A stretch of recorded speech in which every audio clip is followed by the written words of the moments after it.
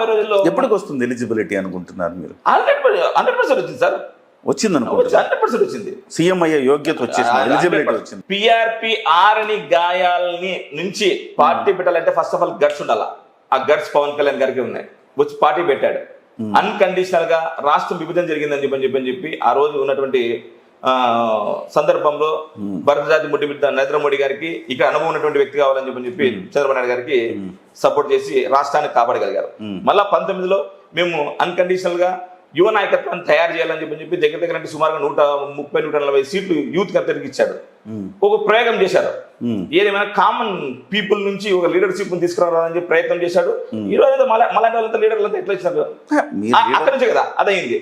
19 అయిపోయిన తర్వాత మళ్ళా అన్కండిషనల్ గా సార్ కార్పొరేట్ గెలిస్తే ఇంట్లో నుంచి బయటికి రాము సార్. అట్లాంటి 2 చోట్ల ఓడిపోయినా కూడా మా నాయకుడు ఎట్లా గర్స్తో నిలబడ్డాడు సార్. మీరు గమనించట్లేదు, ఓటమి అయిన తర్వాత మేము కూడా బాధపడిపోయినాం, కృంగిపోయినాం, ఏం రైట్ అయిపోయింది పరిస్థితి అని చెప్పి. కానీ మా నాయకుడు మరీ విశాఖ భవన నిర్మాణ కార్మికుల కోసం ఒక పిలుపునిస్తే లక్షల మంది కలిసినారు. అసలు ఏం పోరాటం సార్ అది. అక్కడ నుంచి ఆయన పోరాటము అప్రతంగా